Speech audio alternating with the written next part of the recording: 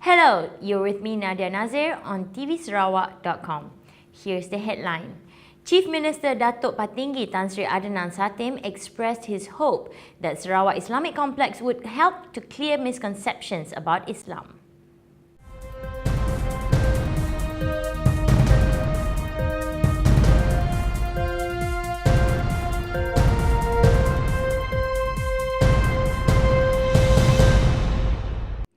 Adnan pointed out that development in the context of Islam is a comprehensive concept that combines elements of the world and the hereafter and is aimed at ensuring a harmonious, prosperous and balanced society.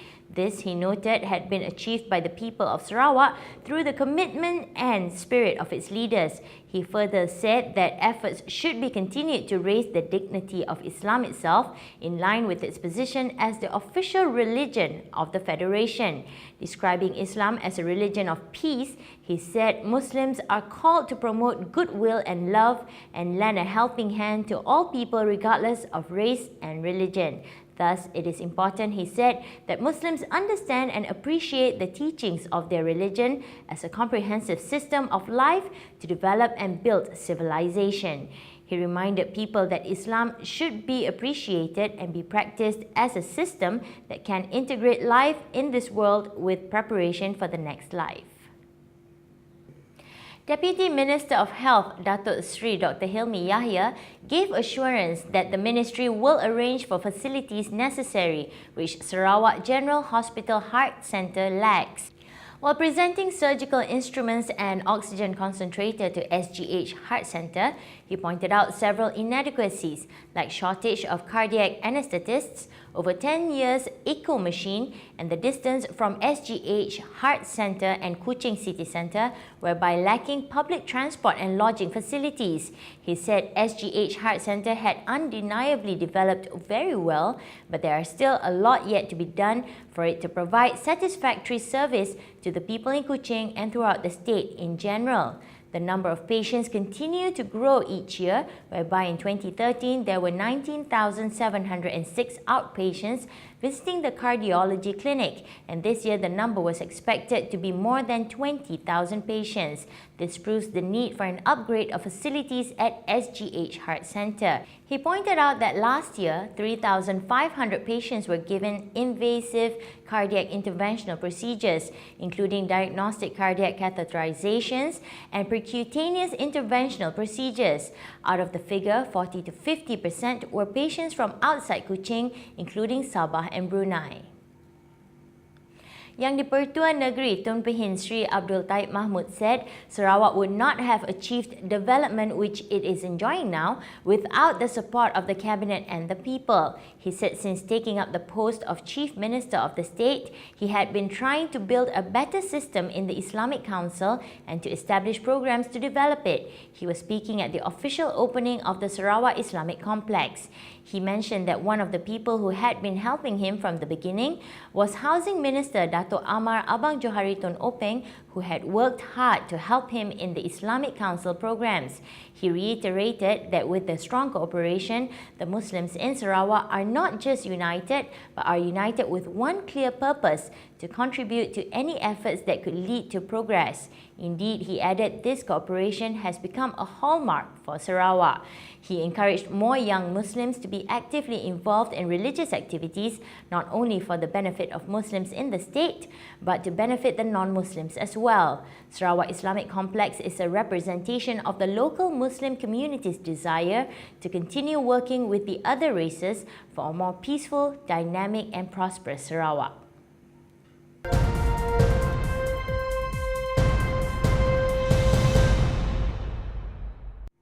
Malaysia is well on track to hit its target of cutting the carbon emissions intensity of the country's gross domestic product by 40% by 2020, Datuk Seri Najib Tun Razak told the United Nations Climate Summit 2014 on Tuesday. The Prime Minister said Malaysia had already reduced the emissions intensity of its GDP by more than 33%, despite facing difficulties in fulfilling the pledge made in Copenhagen 6 years ago. Malaysia did not receive the financial and technological transfer assistance pledged by the developed countries during the Copenhagen meeting. In drawing his attention to Malaysia's initiatives in meeting the Copenhagen target, he said the country had implemented new national policies on climate change and green technology. Citing Malaysia's policies in this field, Datuk Seri Najib said Malaysia had passed a Renewable Energy Act establishing a feed-in tariff for renewables. He added that in the past 6 years, Malaysia had taken a clear step towards a cleaner future and it had a more sustainable economy and a more balanced energy mix currently.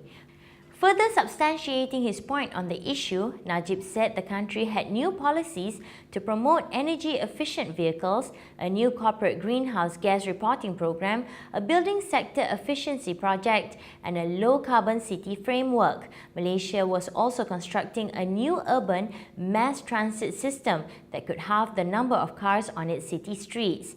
Datuk Seri Najib said in the face of growing climate impacts, Malaysia remained committed to the climate agenda and training its sights on the developed countries. The Prime Minister said the country could accomplish far more if promises made by developed countries under the Copenhagen Convention were kept. He said Malaysia, a fast-developing Asian nation, showed that economic growth needed not depend on emissions. Collaboration between Malaysian and African companies will help fuel the growth of the African economy and in turn open new markets for Malaysian corporates, the Malaysian Investment Development Authority said. Second Deputy Chief Executive Officer N. Rajendran said the expanding economy in the world's second largest continent offers a lot of opportunities for Malaysian companies to tap into, apart from its natural resource assets.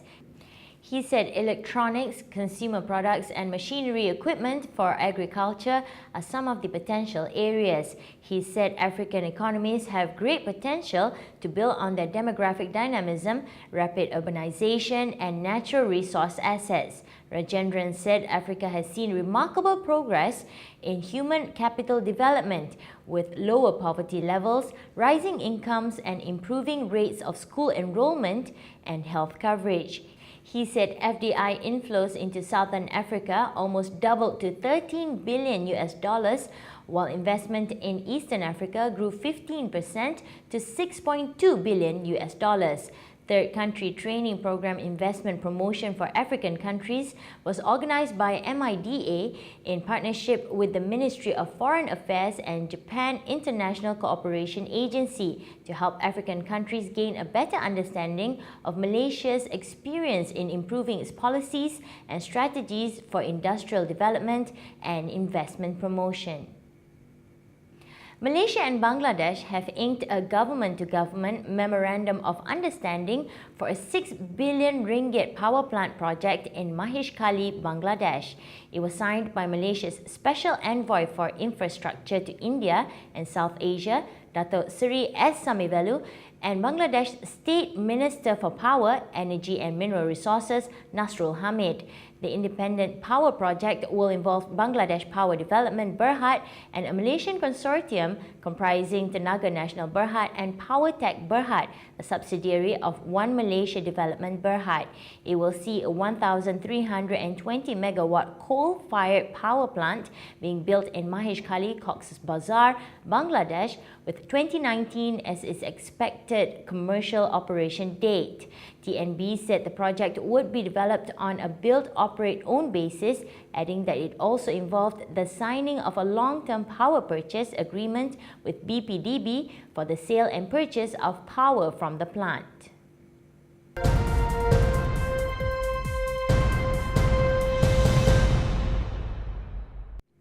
Meanwhile, on the global front, India is on course Wednesday to become the first nation to reach Mars on its maiden attempt, a historic feat that aims to showcase the country's homegrown and low-cost space technology.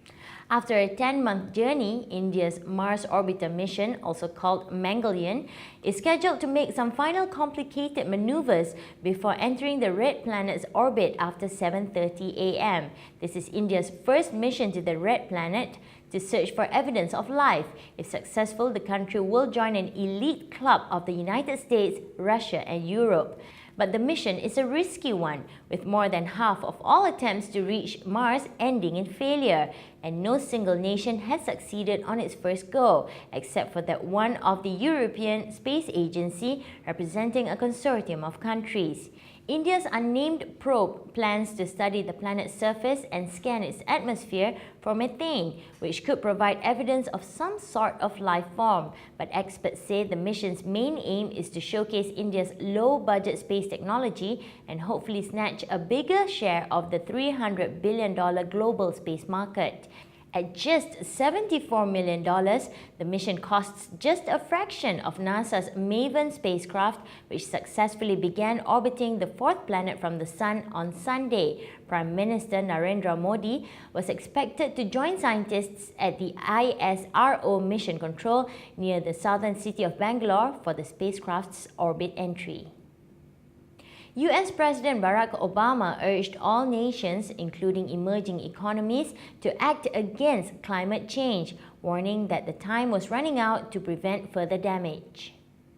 Challenges that we gathered to address this week: terrorism, instability, inequality, disease.